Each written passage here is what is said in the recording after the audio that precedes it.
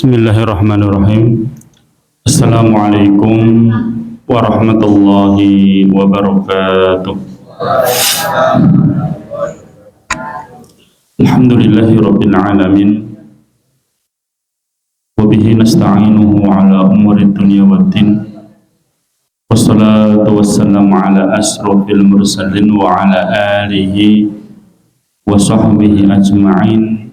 Amma ba'du. Ikhwan, akhwat fiddin, asyhadakumullah, Bapak Ibu sekalian, dan semoga senantiasa dalam lindungan Allah Subhanahu wa taala. Alhamdulillahirabbil alamin. Kita panjatkan rasa syukur kita kehadirat Allah, Rabb semesta alam, yang telah mencurahkan nikmat-nikmatnya kepada kita, nikmat iman, nikmat sehat wal afiat. Semuanya sehat ya Bapak Ibu sekalian. Alhamdulillah, sehat jasmani juga sehat rohani. Sakit tubuh kita sama sakit hati itu lebih enak mana Pak? Tidak enak semua ya. Tapi lebih sakit hati daripada sakit gigi. Sakit gigi sehari dua hari bisa sembuh, nek sakit hati berhari-hari. Kalau Bapak Ibu sekalian ingin tambah syukurnya kepada Allah Subhanahu wa taala, merasakan begitu besarnya nikmat sehat, datang ke rumah sakit. Tuh lihat orang-orang yang sakit yang ringan sampai sakit yang berat, bahkan yang masuk ruang ICU. Ruang ICU itu ya sumpah pakai alat semuanya seperti itu, suaranya tahu-tahu mati pokoknya ya mati nangis, mati lagi nangis ya. Begitu besarnya nilai kesehatan. Selanjutnya nikmat yang lain adalah panjang umur. Alhamdulillah, Allah Subhanahu wa taala pertemukan kita dengan bulan Sya'ban, akhir Sya'ban, tinggal menunggu hari lagi kita masuk bulan Ramadan. Ramadannya hari Senin apa Selasa Pak?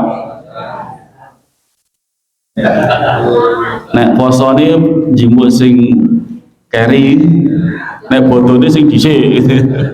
Cocok antara Senin dan Selasa. Muhammadiyah sudah menentukan Senin.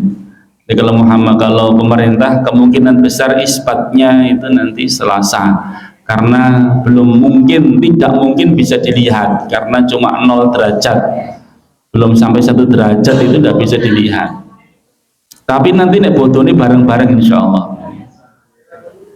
Puasane beda tapi bodone bareng. Lane bodone beda iki wis ora sayuk nggih. Masa sing wedok bodone Senin, sing lenang Selasa, sing siji cek poso, sing siji wis bodo niku.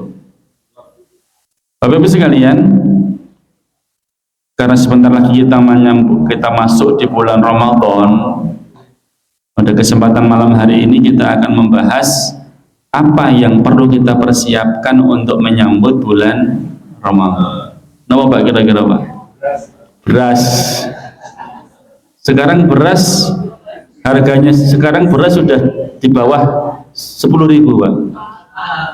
Uangnya di bawah 10.000 terus bawahnya ada beras gitu kan.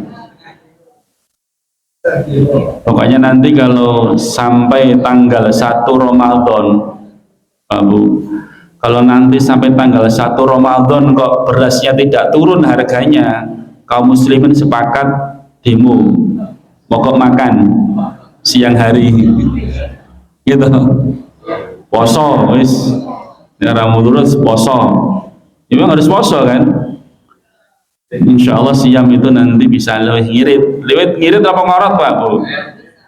Ngirit lah insya Allah. Lah wong sore atau masak atau Bu? Nek santan buatan masak atau jangan toh? Teng masjid itu pun masya Allah buka bersama. Terus pindah kono buka bersama, pindah mereka mulai buka bersama. Tinggal milih sing menune sing nopo, bebek goreng, ayam goreng, nila goreng, rica-rica mentok, masya Allah. Apa yang perlu kita persiapkan? Yang pertama, memperbanyak doa. Kanu yad'una Allah ta'ala sittata asyhurin ayyuballighahum Ramadan.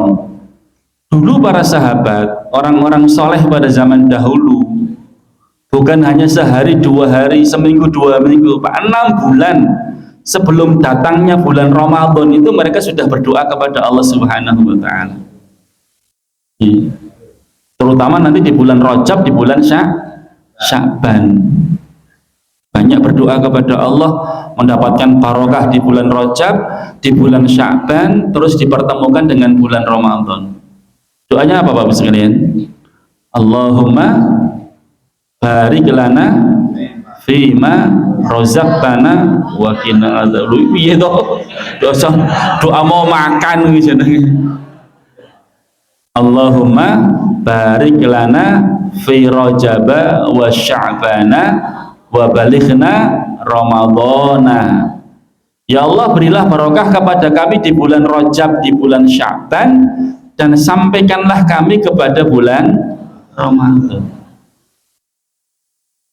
Ya, karena banyak di antara saudara-saudara kita, tetangga-tetangga kita, teman-teman kita, yang mereka pengen banget ketemu dengan bulan Ramadan, tapi ternyata Allah tidak takdirkan, sudah meninggal dunia.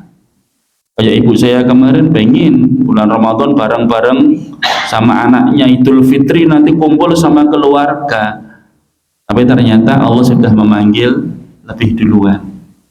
Mungkin ada yang komentar, umurnya pinten 80 tahun wis tuwa, wajar nek mati gitu kan. Wajar nek meninggal. Namanya orang meninggal itu tidak pandang umur. Tadi baru sehari yang lalu saya dapat kabar ada salah seorang santri penghafal Al-Quran di pondok Tahfidz Ulul Albab Purwokerto, dapatkan tugas dari pesantren naik sepeda motor sampai di Palur flyover, kecelakaan, kepalanya gagal otak. Anaknya orang tidak mampu, Mas Amir dari Katak, itu sebelah timur Baitul Makmur, itu Selo Baru itu. Dimintakan dana, dimintakan donasi 50 juta untuk operasi, baru di-share sehari, ternyata Allah Subhanahu wa Ta'ala memanggil dia, meninggal dunia Bapak. Santri ini umurnya paling baru berapa tahun, SMP SMA kan umuran ya. Jadi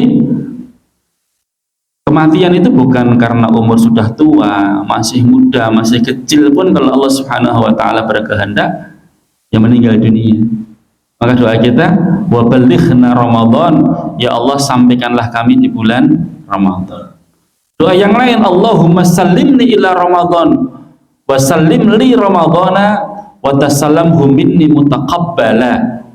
Ya Allah, sampaikan aku dengan selamat, dengan sehat walafiat ke bulan Ramadan ya Allah. Sampaikan bulan Ramadan kepadaku ya Allah, hantarkanlah bulan Ramadan kepadaku ya Allah, dan terimalah amal solehku nanti di bulan Ramadan. Ya, ini doanya para salaf, orang-orang soleh pada zaman dahulu, agar dipertemukan dengan bulan Ramadan. Kerinduan mereka dengan bulan Ramadan, karena begitu banyaknya fadilah keutamaan bulan Ramadan dibanding dengan bulan-bulan yang lain.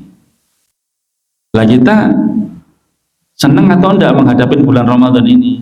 Senang apa senang Bapak Ibu sekalian? Nah, senang berarti alhamdulillah sebentar lagi Ramadan. Bina senang balah dilongkas poso gitu. Padahal nyawari rung rampung gitu.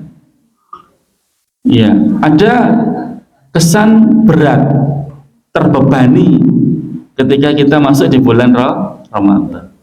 Lalu udah di bulan Sya'ban gitu, wis mumpung cek bulan Sya'ban, cek ruwah ayo maksiat. Sok ben bulan Ramadan kan enggak boleh gitu. Ya silahkan saja di bulan Ramadan, tapi kan memang setan gak diberi kesempatan untuk banyak menggoda manusia. Kemudian Rasulullah Shallallahu Alaihi Wasallam ketika melihat hilal di awal Ramadan beliau juga berdoa, Allahumma ahillahu alaina bil yumni wal iman wassalamati wal islam rabbi wa rabbukallah.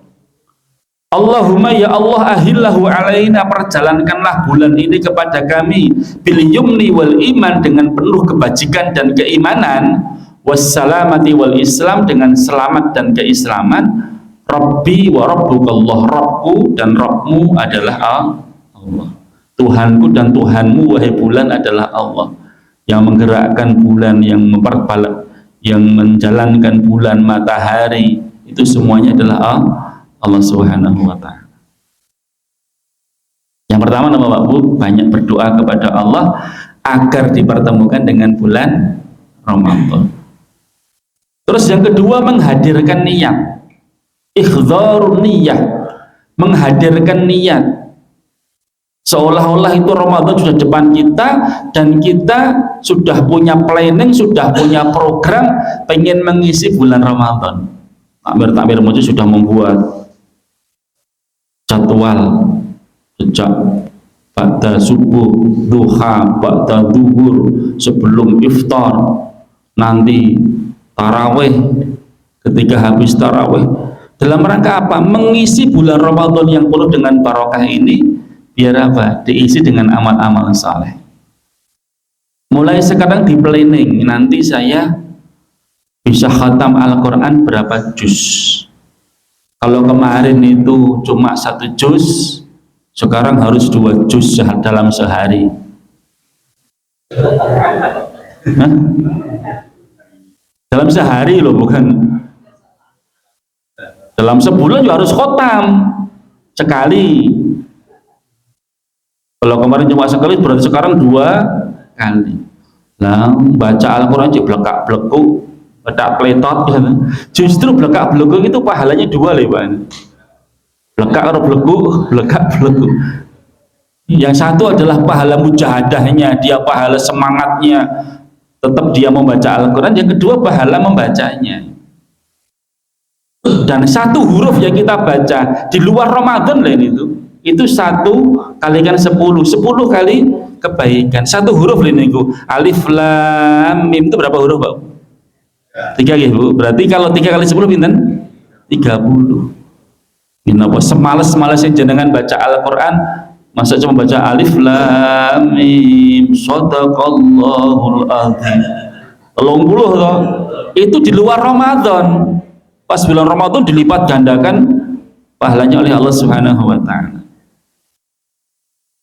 Maka kalau bisa ya sehari 1 juz, 30 hari 30 juz. 1 juz berapa lembar Bu? 10 lembar nih. Habis subuh 2 lembar, habis zuhur 2 lembar, habis asar 2 lembar, habis maghrib makan-makan. Terus nanti habis isya tadarusan 4 lembar, rampung nih 1 juz. Yang penting punya niat. Pokoknya aku belum mau tidur kecuali sudah baca Al-Quran 1 juz. Nanti pada hari kiamat, pada waktu di alam barzah, pada waktu di kubur kita itu, Al-Quran akan ngomong, memberikan syafaat kepada kita. Ya Allah, dulu si fulan itu sampai jam 11 malam ya Allah, sampai jam 12 malam karena punya target bisa membaca 1 juz, dia nggak tidur ya Allah. Maka sekarang berilah syafaat kepada dia ya Allah, karena dulu pernah membaca aku sampai ngantuk-ngantuk membaca saya, membaca Al-Quran. Al-Quran akan ngomong, minta kepada Allah agar orang yang membacanya mendapatkan syafaat dari Allah Subhanahu wa ta'ala.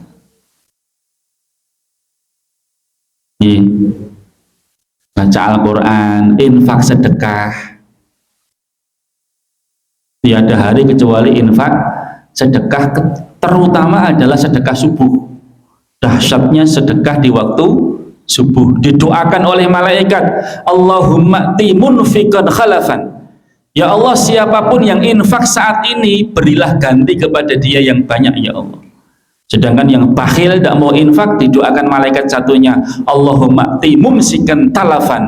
Ya Allah, berilah kebinasaan kepada orang yang tidak mau infak, bakhil untuk mengeluarkan hartanya. Dua malaikat setiap pagi berdoa kepada Allah, yang satu mendoakan kebaikan orang yang berinfak, yang satu mendoakan keburukan kepada orang yang bakhil. Infak sedekah ini memberikan buka puasa, terutama ibu-ibu ya. Ibu-ibu kan nanti di bulan Ramadan mesti meninggalkan puasa karena haid, karena nifas, hamil, menyusui, mungkin sakit dan lain sebagainya. Jangan biarkan ibu-ibu sekalian berlalu Ramadan tanpa mendapatkan pahala. Maka ibu-ibu sekalian kalau sehari meninggalkan puasa biar tetap mendapatkan pahala puasa, gimana caranya, Bu? Gimana caranya? Memberikan buka puasa. Ya, dalilnya apa? Man fattara shaiman kana lahu misru ajri fa'ilihi. Barang siapa yang memberikan buka kepada orang yang sedang puasa, maka Allah akan tulis baginya pahala orang yang berpuasa tanpa mengurangi pahala orang yang berpuasa tersebut. Lah, aku nek dikai buka terus dia oleh pahala, ya pahalaku hilang. Boten. Tetap orang yang puasa dapatkan pahala penuh karena puasanya. Orang yang memberikan buka juga dapatkan pahala satu orang berpuasa. Sedangkan meninggalkan 2 hari beri buka 2 orang, meninggalkan 3 hari beri buka 3 orang. Apalagi sehari bisa memberikan buka kepada 10 orang, 100 orang, Masya Allah. Satu paket 10.000, agak baik sedikit 15.000 gitu. Nah pakai sate yo 40.000 gitu ya, tambah tengkleng 50.000 satu orang ya. Tapi saya kira 15.000 sudah cukup kayak itu. 15.000, besok mana 15.000 lagi. Tapi dipastikan betul-betul dia itu puasa, Bu. Ya, oh cacah cilik-cilik TPA nek ra poso enggak masuk niku. Atau mungkin ibu-ibu orang sakit yang sedang enggak puasa ya enggak masuk. Atau wong edan nang dalan ya, itu juga enggak masuk karena dia enggak puasa. Pastikan yang diberi buka itu orang yang puasa. Biar dapatkan apa? Pahala seperti orang puasa. Ya, jadi jangan remehkan berikan buka puasa itu. Insya Allah itu satu orang diberi buka puasa berarti jangan mendapatkan pahala puasa 1 kali 1 orang. Ya, termasuk mungkin i'tikaf, terus tolabul ilmi dan lain sebagainya. Mulai sekarang di planning, diniatkan dulu. Wah, aku punya target baca tafsir Al-Quran tiap hari 5 ayat Al-Quran tak baca, hadis Nabi SAW sehari 1 hadis, sirah Rasulullah SAW biar cinta kepada Rasulullah, juga kepribadian Rasulullah, ciri-ciri fisiknya Rasulullah, kebiasaan-kebiasaan Rasulullah. Ada buku namanya Syama'il Al-Muhammadiyah, dibaca ya. Biar Ramadan tahun ini itu lebih baik daripada tahun yang lalu. Sudah mulai niatnya sejak sekarang, Pak Bu. Kalau jenengan sudah mulai niat sejak sekarang, kalau toh nanti ada uzur, mungkin jenengan sakit atau mungkin naudzubillah meninggal dunia, Allah sudah tulis pahala untuk kita. Baru niat tok niku dapat pahala deh niku. Dalilnya nopo? Dalilnya sebuah hadis nggih, man ata firasyahu wa huwa yanwi ayyakuma fayusalli minal lail. Barang siapa yang mendatangi ranjangnya untuk tidur, siap-siap mau tidur, terus sebelum tidur dia niat untuk bangun qiyamul lail. Soalnya nanti saya akan bangun qiyamul lail, bahkan usahanya pun apa? Nyetel alarm. Bahkan alarm ini berlapis, jam 2, setengah 3, jam 3, setengah 4 nih. Iya, nanti kalau jam 2 nggak bangun, setengah 3 bangun. Ternyata bangun juga mateni tok. Nek ngono bangun terus pipis kok motornya juga abot pun koyo kono di pulut itu kan raiso. Dan jenengan tesih ngantuk, sudah tidur lagi, nggak apa-apa. Kenapa? Karena kalau kita qiyamul lail dalam kondisi ngantuk, dalam kondisi nanti nggak konsentrasi, khawatirnya nanti keliru. Maunya minta surga malah keliru minta neraka. baca ayat Al-Quran malah masuk ke sana, masuk ke sini. Ya mestinya baca surat Al-Lail masuk ke Sabihus masuk ke Al-A'la, masuk ke surat Asy-Syams. Ya, kenapa? Karena tidak konsentrasi. Bahkan baca qul ya ayyuhal kafirun rampung-rampung. Kenapa? Karena nggak konsentrasi. Mestinya habis dari ayat kelima langsung ke enam rampung, dari ayat kelima balik ke empat. Karena ayat yang ketiga sama kelima itu sama nih bu, iya kan? Maka harus hati-hati ini. Sampai teman saya itu, ustadz itu, kalau udah di imam tuh dia nggak pernah mau baca qul ya ayyuhal kafirun. Lah ngopo? Khawatir rampung-rampung.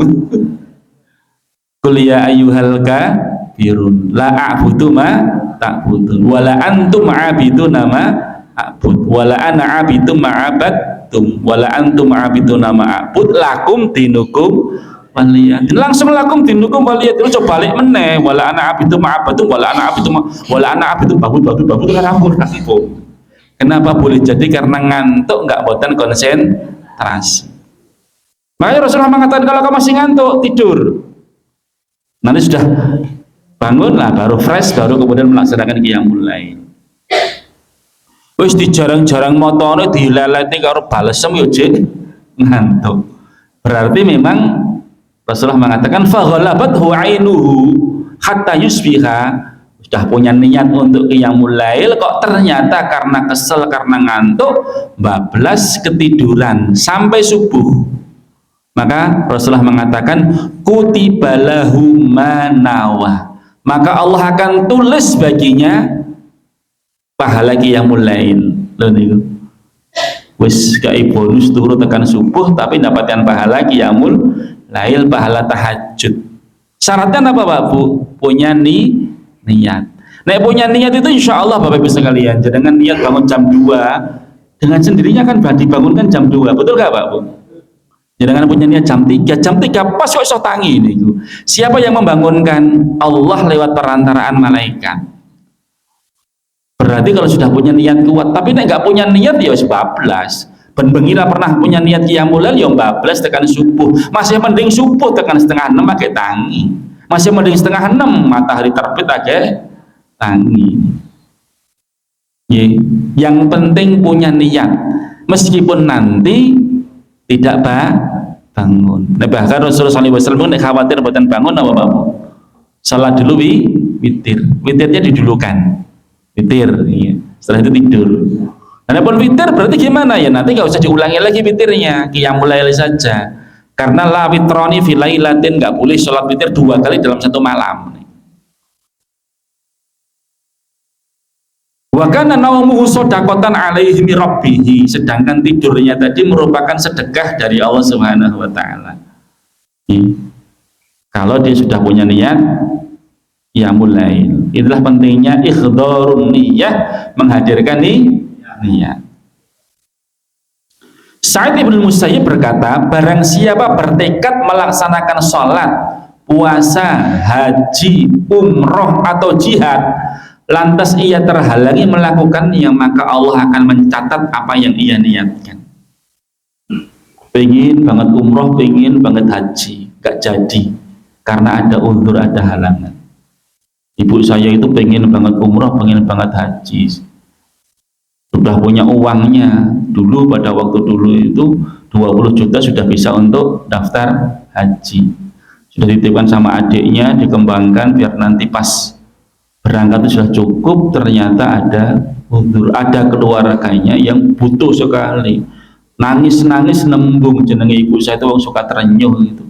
Ya sudah diberikan sampai 2-3 kali itu ya sudah ya.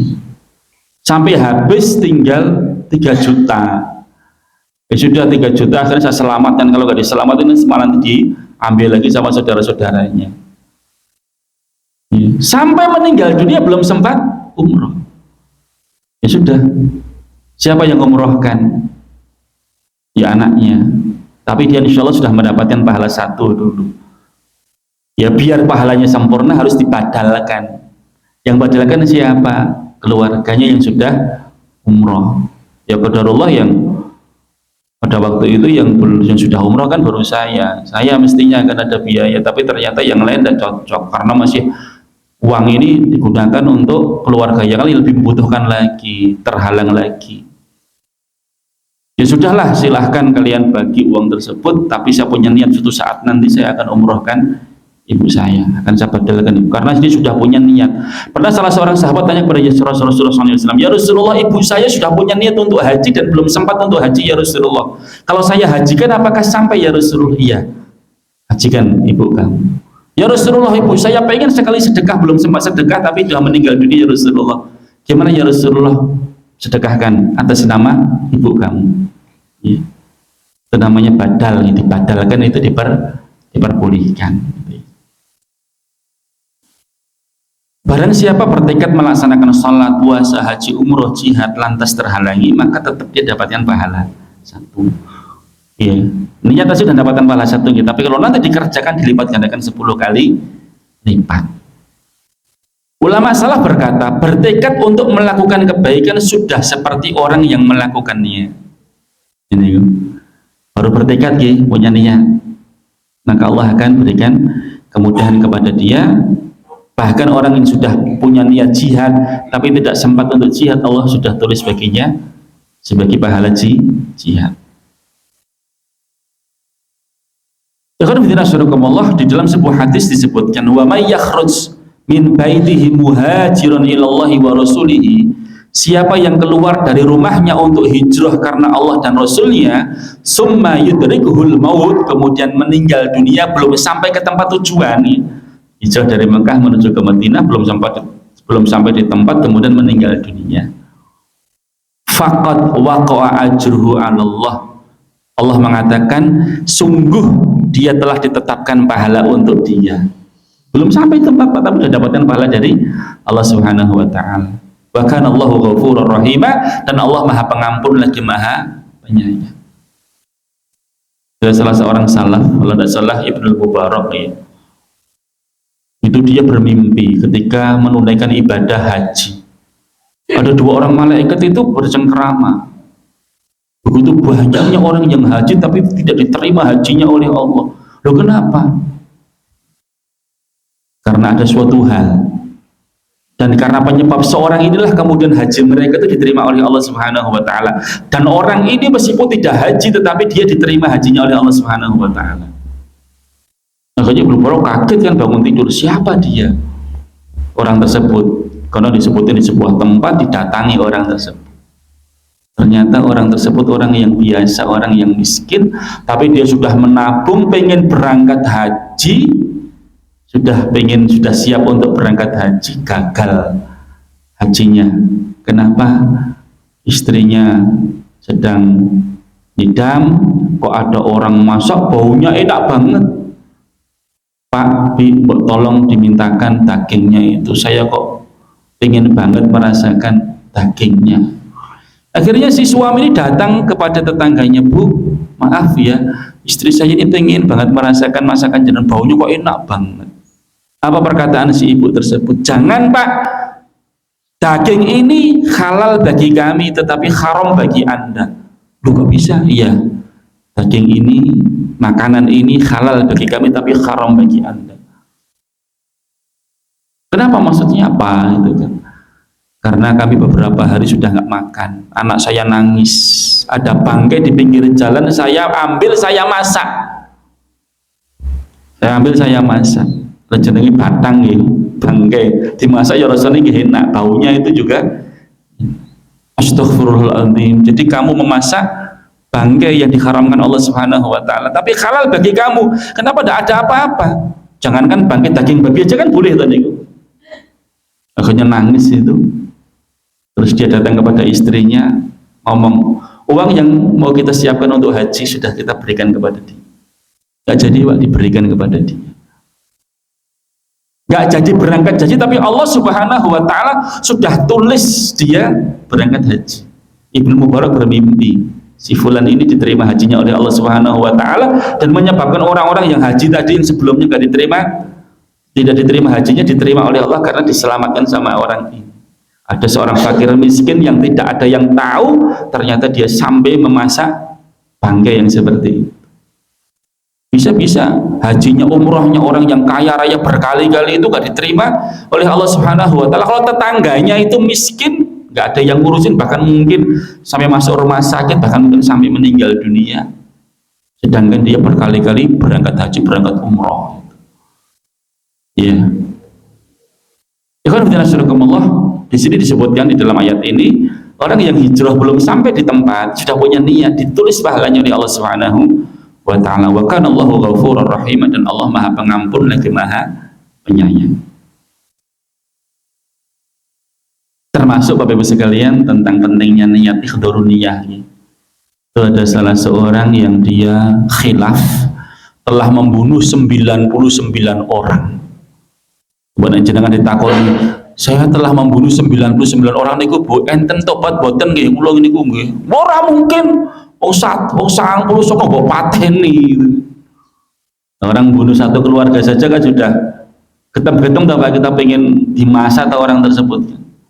Jangankan satu keluarga 4 orang, wong satu orang maling aja dipukulin dengan itu. Sampai meninggal dunia. Ternyata HP-nya berdering. Diangkat. Siapa yang nelpon? Anaknya. Pak, sampai di mana? Sudah dapat ma'aman atau belum? Sudah dapat ma'aman atau belum? Bapak ini dia maling gara-gara apa? Anaknya kelaparan di rumah. Orang-orang tidak tahu kalau dia maling itu dalam rangka untuk apa? Berikan makan kepada anaknya. Terlanjur mati di masa sama orang-orang karena maling. Gugur maling pite dipateni lho Pak niku. Sing koruptor-koruptor miliaran itu dia pegang kangkung itu. Ternyata dia maling karena apa? Karena kelaparan. Anaknya nilpun. Sudah dapat ma'aman atau belum? Ini yang berdosa kan orang yang mati ini tadi semuanya berdosa kepada Allah Subhanahu wa Ta'ala. Di dalam Islam itu memang orang mencuri dipotong tangannya, tapi dilihat dulu dia nyuri itu kenapa, alasannya apa. Kalau dia nyuri karena memang nggak punya makanan, justru yang salah itu pemimpinnya. Ini orang yang nyuri nggak disalahkan. Lah ini ada orang membunuh 99 orang kan, Masya Allah. Sampai dia tanya kepada salah seorang rohib, ada nggak tobat bagi saya? Enggak, kamu telah membunuh 99 orang, nggak ada tobat bagi kamu. Karena kecewa dengan jawabannya, pateni sisan genep 100. Tapi dia yakin pasti ada orang yang lebih alim daripada dia. Tanya kepada salah seorang yang alim, ahli ilmu, Pak, saya mau nanya, apakah ada tobat bagi saya setelah membunuh 100 orang? Oh ada. Innallaha yaghfiru dzunuba jami'an. Yang penting kamu tobat, Allah akan mengampuni semua dosa kamu. Tapi syaratnya kamu harus meninggalkan tempat kemaksiatan dan kamu menuju ke tempat orang-orang yang saleh. Akhirnya dia punya niat untuk hijrah menuju ke tempat orang-orang yang saleh. Belum sampai ke tempat Pak, meninggal dunia. Itu malaikat dua itu bertengkar kok. Malaikat azab sama malaikat rahmat bertengkar. Neraka, swarga, neraka, swarga. Lalu belum pernah beramal satupun kok mosok mlebu swarga, neraka, membunuh 100 orang kok enggak. Dia sudah tobat kepada Allah Subhanahu wa Ta'ala. Sudah punya niat, hanya belum sempat beramal saja. Akhirnya datanglah malaikat ketiga menjadi penengah. Rasa rame-rame. Sekarang diukur lebih dekat kemana dia, apakah lebih dekat ke tempat dia maksiat, apa lebih dekat ke tempat dia hijrah menuju ke tempatnya orang-orang yang saleh. Ketika diukur lebih dekat ke tempatnya orang-orang yang saleh, masukkan surga nih Bapak. Belum sempat beramal satu amal pun niku wis mati wong 100 durung beramal sudah punya niat, Allah telah tulis pahala untuk dia dimasukkan ke dalam surga.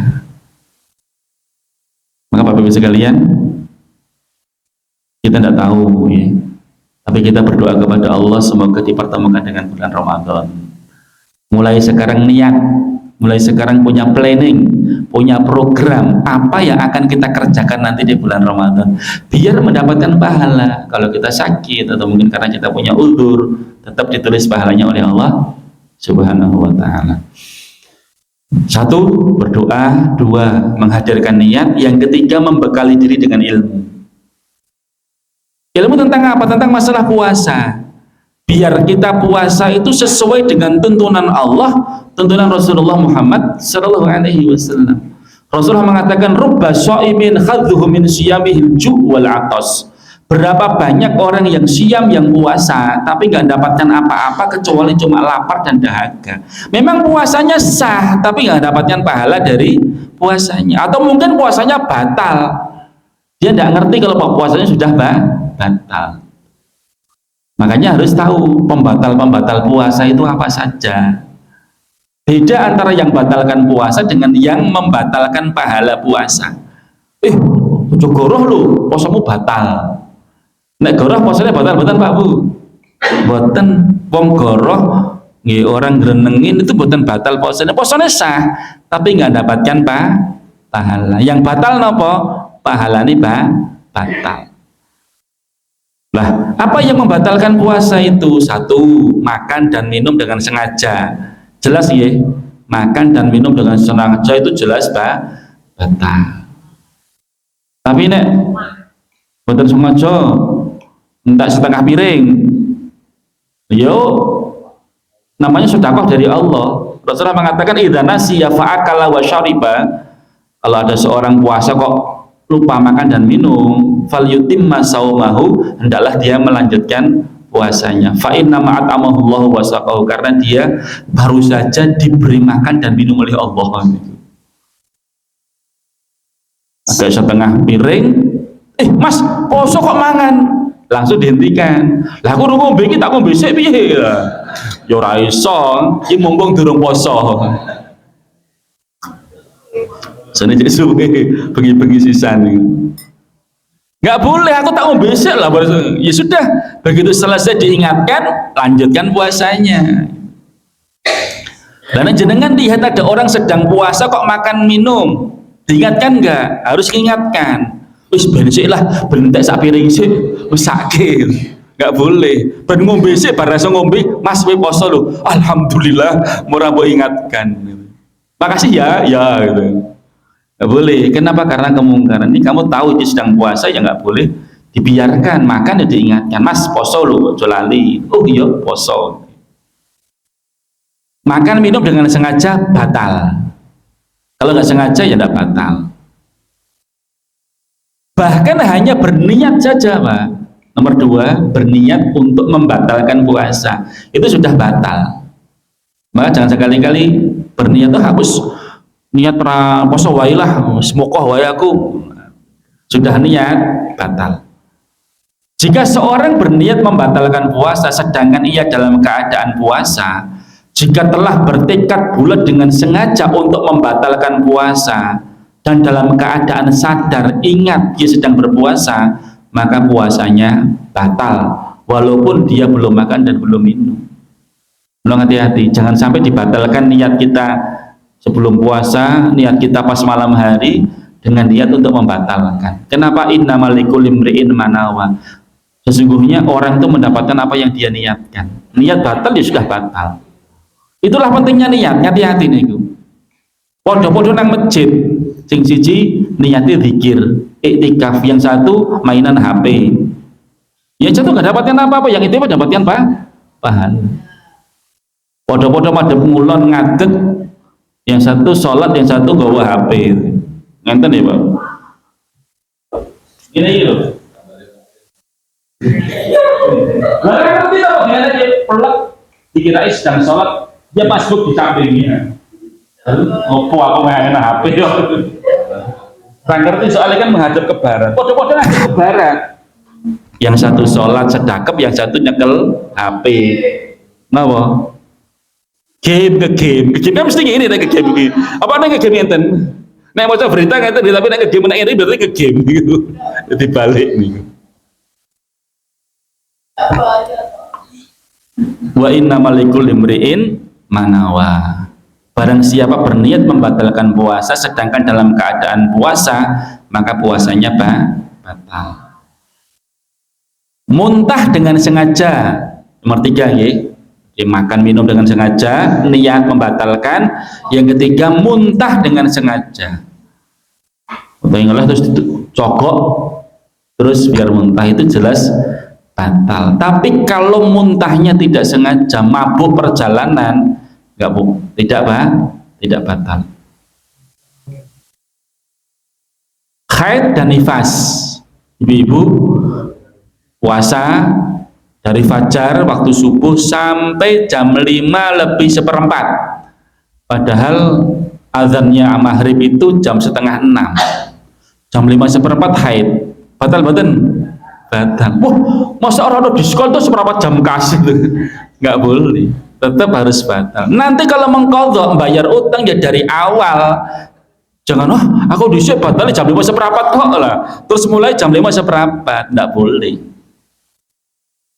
Amalan itu kalau batal di pertengahan harus diulang dari awal, termasuk sholat ya, karena dulu saya dapat laporan itu ada seorang bapak-bapak kayak di Masjidil Haram sedang haji lah ini, sholat itu tahiyat awal batal ngentut, ngambil air wudhu baru terus tahiyat awal lagi dilanjutkan gitu kan, nggak boleh kan. Kalau batal di tahiyat awal ya mulai lagi dari awal takbiratul ihram. Wah, kamu batalin tahiyat pas tahiyat awal langsung duduk, tidak bisa.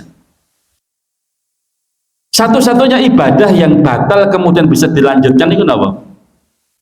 Ayo apa? Apa? Poso. Poso lu betul sakit poso gitu. Napa? Di pertengahan batal terus nanti ngambil air wudhu terus dilanjutkan lagi. Napa? Tawaf. Ya betul, tawaf. Baca Al-Quran juga bisa ya, baca Al-Quran batal lanjutkan.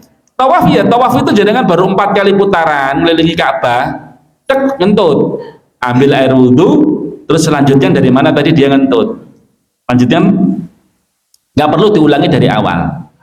Nah itu nek tawaf. Tapi nek poso ya mulai dari awal, termasuk sholat, tinggal assalamualaikum warahmatullah, waduh kurang sidik banget, wis diampet-ampet ternyata ya wis dari awal lagi ya. Haid dan nifas itu membatalkan puasa. Lah kalau nanti mau nyaur gimana ya, disaur dengan puasa, masa fidyah? Kok fidyah apa ya? Kalau haid nifas itu harus diganti dengan puasa, tidak boleh dengan fidyah. Fidyah itu kalau kalian tidak mampu untuk puasa, sakit, hamil dan menyusui yang tidak mungkin untuk puasa, nggak kuat untuk puasa, itu diantara ulama membolehkan dibayar fidyah.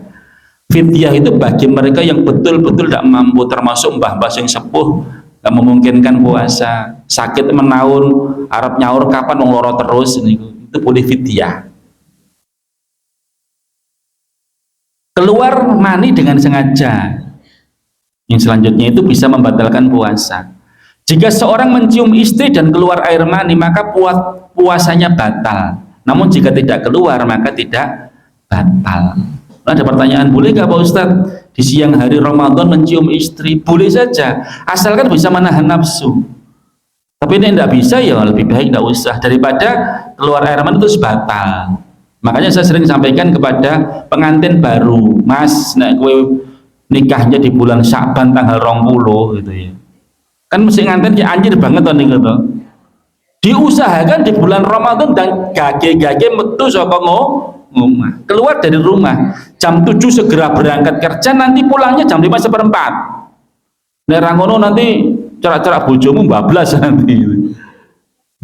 Mencium, memegang istrinya, gereng langsung keluar air mani kan paling tidak kan batal, meskipun tidak hubungan. Kalau sampai hubungan suami istri sudah nanti harus bayar kafaroh. Makanya para ulama mengatakan boleh gak mencium istri kalau dia sudah sepuh, tidak apa-apa, tapi ini jangan nanya ojo, dikhawatirkan nanti apa iya batal.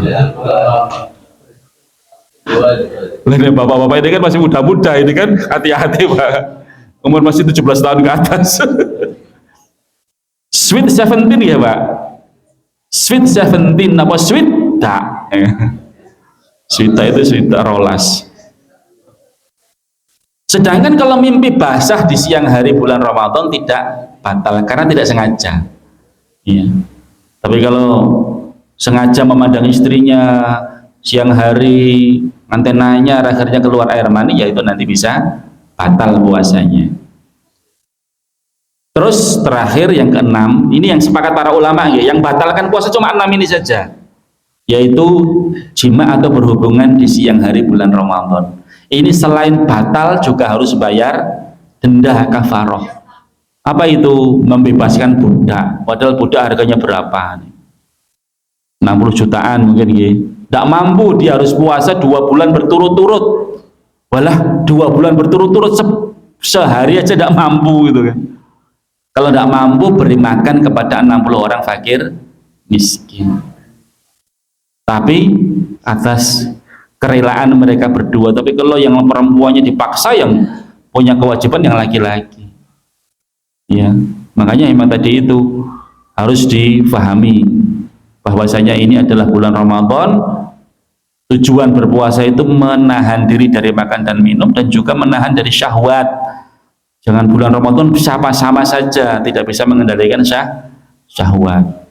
Makanya ketika dia berhubungan di siang hari, maka dia harus bayar kafaroh.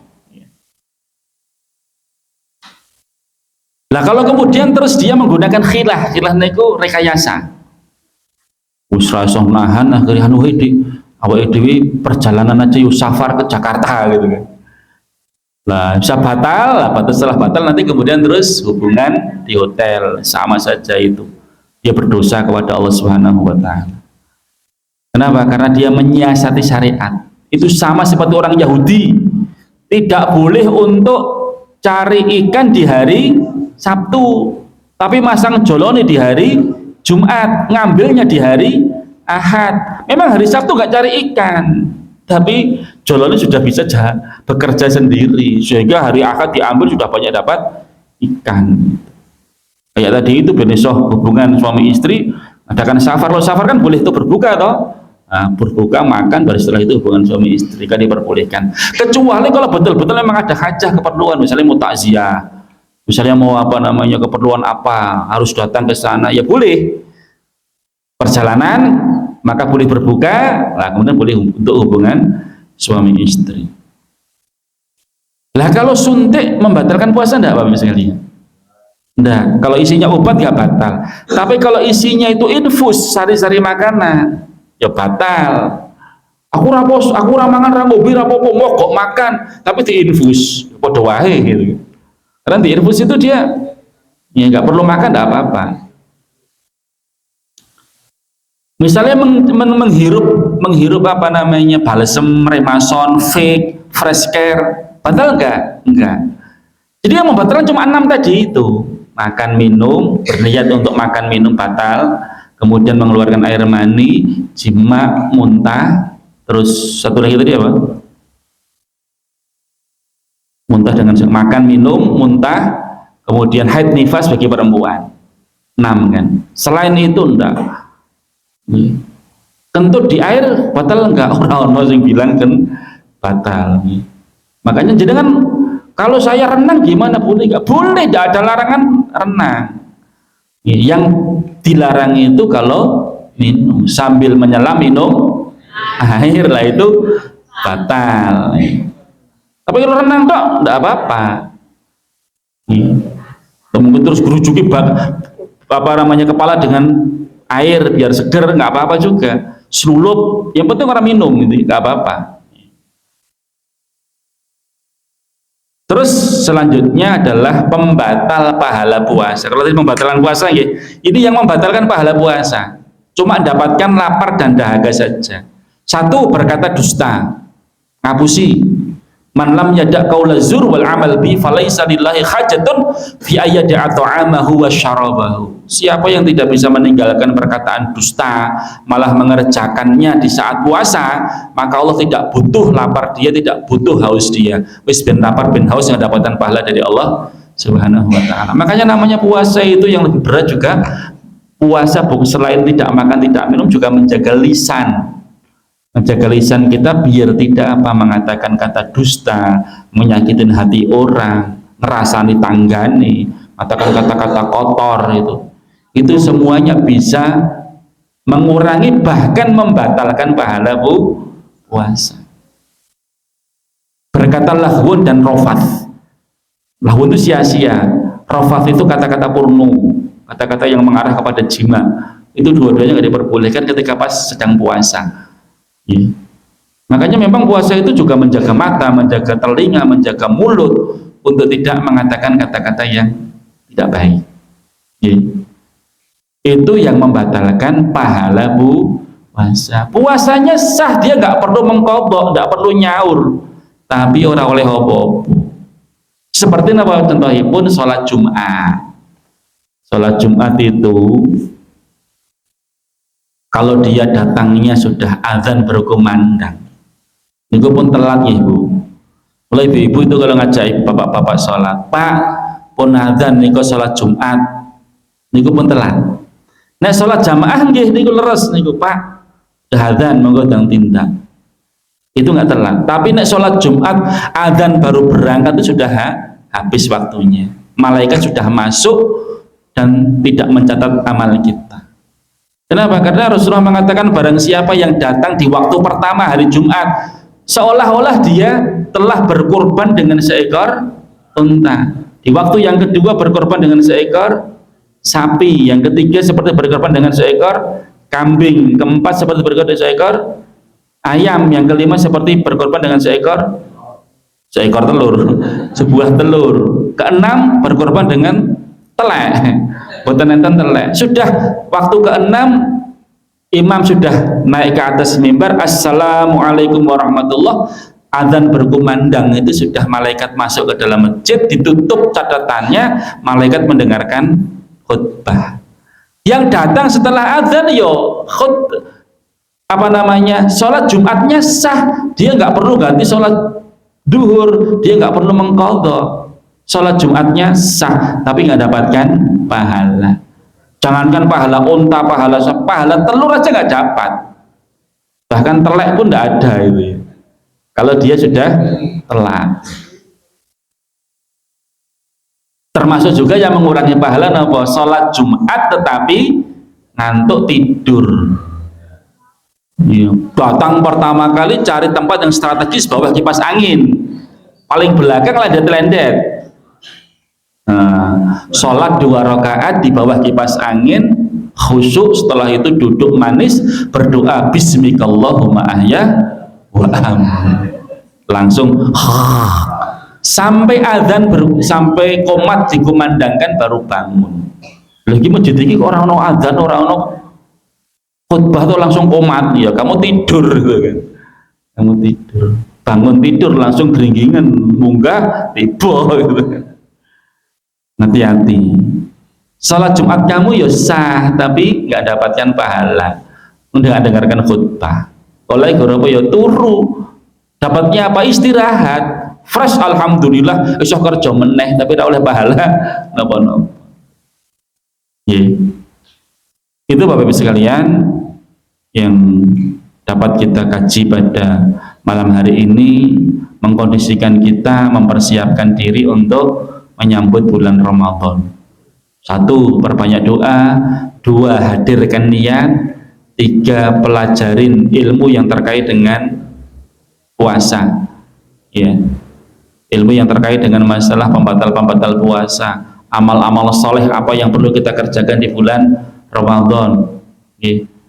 Kalau di dalam puasa itu di bulan Ramadan itu Bapak sekalian, itu disunnahkan mengakhirkan sahur, mengawalkan buka. Nek sahur itu mepet-mepet kali salat subuh. Rasulullah itu sahurnya itu setelah selesai sahur dengan adzan berkumandang cuma 50 ayat ini. Membaca Al-Qur'an 50 ayat, paling 10 menit kok. Rasulullah rampung sahur itu, setelah itu persiapan membaca Al-Qur'an 50 ayat baru adzan berkumandang. Jadi enggak disunahkan sahur itu jam 2:30, jam 2 wis sahur. Nanti makosidnya nggak tercapai, tujuannya nggak tercapai. Kenapa? Bahwa kita sahur itu dalam rangka biar kuat. Kalau bisa itu dipepetkan dengan waktu subuh, waktu akhir makan sahur. Sedangkan nanti ketika buka itu diawalkan, begitu adzan berkumandang dan gage-gage paling tidak takjil, berbukalah dengan yang manis-manis. Itu nggak ada hadisnya, Pak. Itu teh sosron itu. Berbukalah dengan air putih atau berbukalah dengan kurma, itu saja. Nggak ada yang manis-manis, nggak ada. Dalilnya tidak ada. Berbukalah dengan air putih kalau nggak ada kurma. Kalau ada kurma, berbukalah dengan kurma, itu sunnah.